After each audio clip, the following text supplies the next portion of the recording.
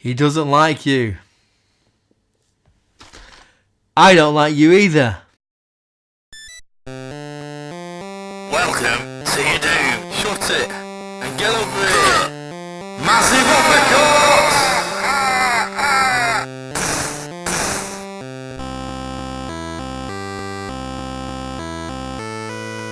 Hello and welcome to another edition of the JabJab Show. I do actually like you, to be honest. I'm merely quoting a character that's in A New Hope. It makes a very brief appearance in Rogue One. I like you because you're watching my video, so thank you very much. And like it or not, I consider you my friend. Now, that being said, this is going to be the Rogue One spoiler-filled review. So I will put a link down below about my spoiler-free review. So if you don't want anything like ruined and so on, watch that. Watch the movie, then watch this video and so forth. So you've been warned. Okay, so this is how I usually work on my film review videos. I first watch the film, then I make notes like this. I shoot the video, which I'm doing right now. This is all live. Okay, then I edit the video, then I put it onto my channel and so forth. This is going on while I avoid all the reviews or the possible spoilers. Just things like that, because I feel to be honest, I get more of a, like a pure experience when viewing the film without any real preconceived notions. Okay, once I've done that, once I've put my channel out, my video out, I will then look at other reviews and all the rest of it and see, oh, that's interesting. They agree with me, disagree with me, or whatever. Just to get a flavour of reading some more. Like, especially when a Star Wars film comes out, there's a lot of scrutiny and a lot of this and that coming out. So that's what I'm doing. It's a game of opinions. It's all good fun. And some of the if you watch my non-spoiler review, I do have a few issues with it, with the film. And it's interesting, like, some people have other issues I don't, and vice versa, and so forth. It's all good fun, and it's a healthy debate and so forth. Since making the non-spoiler review, I've watched it again, and some of the issues I have still kind of do, but the film improved on my second viewing. So let's go on with the review. So as I said in my non-spoiler review, I knew from judging by the trailers, it's going to be a different kind of like Star Wars film. It's going to be more of a war film, battle film. It's going to be more gritty and so forth. So at least that's pretty much all I knew going into it. Apart from the basic storyline. So basically, the film starts off with a long time ago in the galaxy's far, far away, and no opening crawl. Nothing. It goes straight to the action. It shows a young Jyn Erso and her parents. They become aware of a big, Imperial ship approaching them. They're on their little farm, little bit. They're doing what they're doing. But young Jyn goes to hide, and out comes Orson Krennic, played by Ben Mendelsohn, who we're really liking this film. With all these, all these pals, the Death Troopers, they come on, and basically they want to get Jyn's father, who's Galen, played by Mads Mikkelsen, who's is really good in this. He's the architect of the Death Star. It says that, and they want him to come back and complete the building of it and so forth. He refuses, and there's a little skirmish and all the rest of it. And like Jyn's mum gets like shot to bits. Well, just shot, not in little bits. And Jyn then goes and finds herself, into this little cave-like place. A short while later, it's the cover that was there that she kind of pulled across to kind of get in there. That's pulled away. It's Saw Gerrera, played by Forrest Whitaker. He beckons Jyn to go with him, and then the title card comes. The Rogue One comes up on screen and whatever. And then slight variation on the classic Star Wars title music, which, like I say, another thing I knew going into the film, it wasn't John Williams composing this score. It was Michael Giacchino. I talk about him in a little bit more detail on the non-spoiler review. So, because of the slight variation of the music, I thought that's just his kind of like spin on things. The story then jumps 15 years later. Jyn is now in the mid-20s or so. She's now played by Felicity Jones, who I think she's really good in this film. There's also other introductions to the new characters and so forth, and their goings on and whatever. Jyn becomes aligned with the rebels, who also want to get the plans and so forth, and set off the motion of finding everything. So as all this is playing out, I've felt initially it's taking a bit. It was a bit slow paced kind of thing, introducing all this and how it all plays out. I mean, as I watched it the second time, it's not so much because I kind of expected and obviously I knew the pace of the film going into it for the second time, so it wasn't so much of a big deal for me as it was the first time. So the story moves forward and it goes from planet to planet, place to place, and so forth. And that all the while, captions appear on the screen telling you what planet they're on and what place they're at and so forth and what kind of place it is and so forth.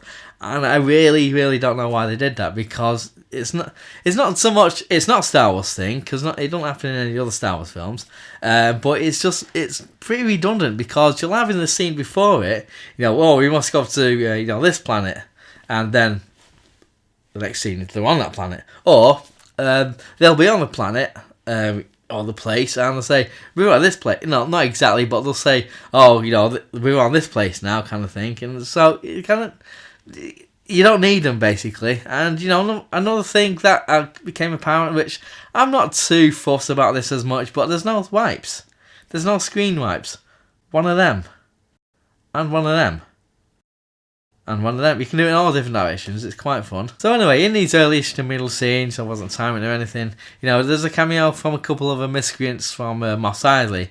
The cantina scene in episode 4. They literally bumped into. And, these characters are Dr. Cornelius Savazan and Ponda Baba, or who I knew from back in the day, from the vintage figures on the merchandise, Walrus Man. I didn't expect this cameo from these particular characters. I did find it a lot of fun because there's a lot of similarities between, the scenes and so forth that I'm talking about. And it's fun. It's one for the fans. Around about this time, there's an introduction to another character from A New Hope, Grand Moff Tarkin. Yes, he's in there. As I say, since making the non-spoiler review for this film, I've watched and read other reviews and so forth, and I've noticed a lot of people have this issue, like I had with the appearance of Tarkin. I don't have it as much the second time around. I think I was just it threw me off a little bit. The first time I saw him, I was a bit too kind of focusing in on any imperfections I saw in his face, and not really you kind of getting a whole scene of it and so forth. So not so much on the second viewing. And like I say, I'm surprised Tarkin was in it as much as he was. But saying that, how it plays out and how much he's in it, you really the way they portrayed Tarkin, the way they visualised him, it's probably the only way of doing so. And just saying the credits, like they had the permission from Peter Cushing's estate, for doing what they're doing, because you can't really recast it because of the timeline. Because if you have someone else playing Grand Moff Tarkin, and then you watch episode 4 with Peter Cushing in there, and you think, well, who's that guy before? It'll be a bit odd. So I get that. I get that kind of thing. And plus, most of the scenes he's in, it's fairly dark in dark rooms and chambers and so forth. So to hide any more kind of imperfections, so to speak, with the CGI. I'll get on to Princess Leia later. I consider the timeline to this film, say at episode 3.9 or something, as in the ending of this film very close to the start of episode 4. Plus, given the fact that there's a lot of new characters in this film that aren't in episode 4, I know there's going to be a lot of casualties of war or casualties of Star Wars or something like that. It's very tricky to kind of introduce all these new characters, then kill them off, and have the audience kind of to care about them. I personally didn't have any problems with any of the death scenes and so on. I thought Jyn and Cassian's death was quite affecting. I just feel some of the characters in the rebellion a little sidelined, not given much to do.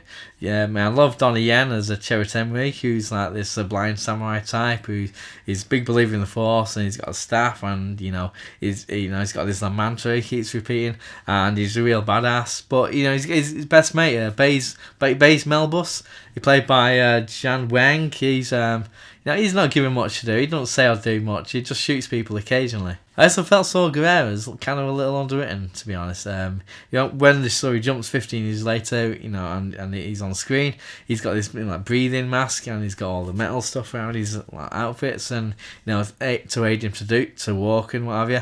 And he's got his raspy voice. And I thought maybe it's because his decision to give him parallels with Darth Vader, but as it transpires, it's not really. But I like pretty much every other new character, especially Jin and K2SO.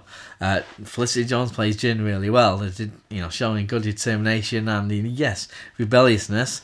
K2SO, played by Alan Tudyk, who motion captured and voiced him. I just found really funny. He's got a really dry sense of humour, and he's a little different than the most all the other droids you see in the Star Wars films. I mean, he's got a touch of the C-3PO about him. He's got the probability of this happening or that happening and so forth. But he's got real. You get a sense he's got real personality as well. The story of him, he used to be an Imperial droid. Then he was reprogrammed by Cassian Andor, who played by Diego Luna. He's also pretty good in this film. And he's now working for the Rebellion kind of thing. It does strike me as odd that he knew he was an Imperial droid before.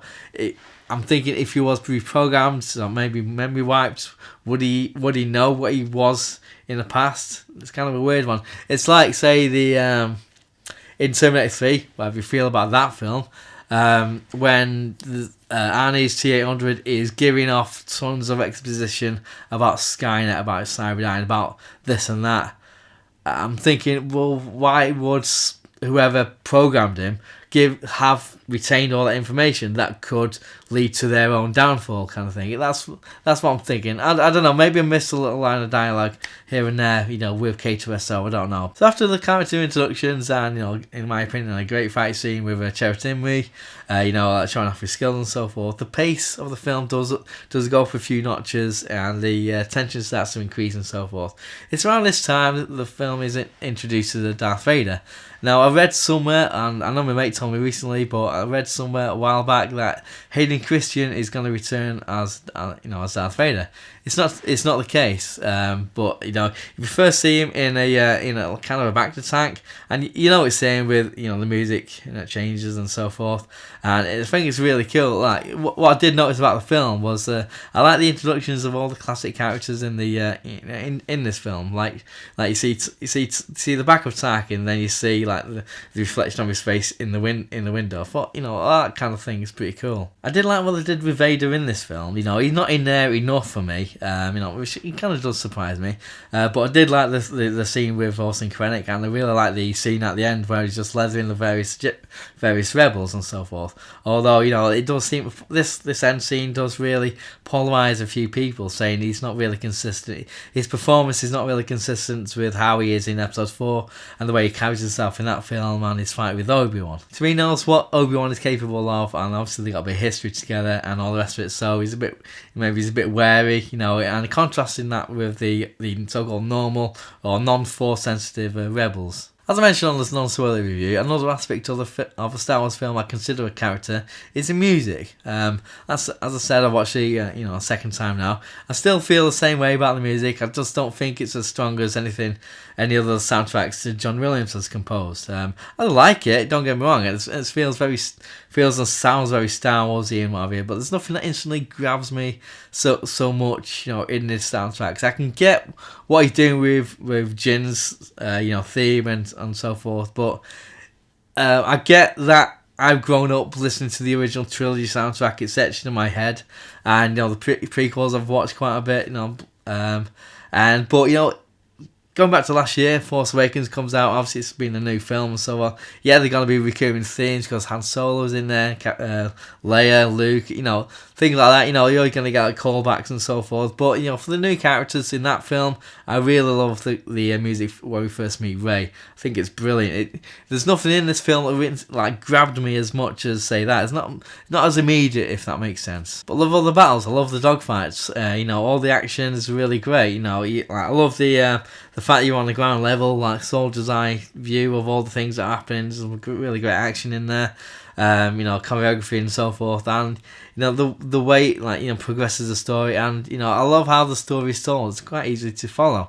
Also, it addresses the Death Star thing, as in in Episode 4 how they describe how to blow up, and you're thinking, oh, okay, why would it have such a thing designed in there for it to blow up and so on? But it does explain that, and it's all really well done. Which brings me to the ending. As I said, I didn't know going in how the timeline exactly from 3 and 4 this sits. I know they've gone for the Death Star plans and so forth. As it is, yeah, they're going for they get the Death Star plans, and I'm surprised. Like, it went as kind of close as it did, as in to reveal Princess Leia. You know, I liked what they did again with the other returning characters of the saga. You know, like the behind, you see a white gown from behind. You know, oh yeah, it's Leia, and you know, I thought it was just going to be like in a hand going out and say, "Oh, nice one, cheers, mate," or something. But no, actually, you see her face. You know, Leia's face, and to be honest, the CGI like Tarkin's, I think it was even. It's not as good as much as what I said about the CGI for Grand Moff Tarkin. I feel this one's a bit worse, you know, for a number of reasons. Maybe, you know, she looks too doll like. She says one word as well, which is the end of the film, which, you know, which I'll go on to a bit later. But it just feels like it doesn't, you know, with the CGI in Tarkin, you can get, like, it's quite dimly lit room, so you can hide away certain imperfections, like I said. And with the scene with Princess Leia, she's obviously in a white gown, and it's quite a brightly lit scene. So as a result, it just looks, for me anyway, it looks a bit too like kind of doll-like and so forth. You know, and going back to her line, she responds to a question and she says the word hope. And that's the end of the film. So that's another thing that goes against all the other Star Wars films, as in there's not a wordless ending. I've not looked into it too much, but perhaps without having an opening crawl and without having the transition, the wipes, and having you know, words on the screen to, you know, tell them what planet they're on and so forth, and having. Not having a wordless ending, you know, it's part of the plan for these, you know, so-called non-episode films, which doesn't really make a lot of sense to me. You know, yeah, they are canon, obviously, and they fit on the timeline in the Star Wars saga. You know, they still tell a story on the timeline and so forth. You know, and even the proposed Han Solo film will fit somewhere on the timeline. It will be part of an episode 3.7, because apparently it's set 10 years before the events of A New Hope. So it's all a little bit odd. Oh, just one more thing. Just want to feel like Columbo again, like I did in the non-spoiler review. You know, the cameo of C-3PO and R2-D2, I felt was a little too shoehorned in. You know, just in that one shot and the one line he says, it just felt not really necessary. It's just the fact, just to have them in all the films, I guess.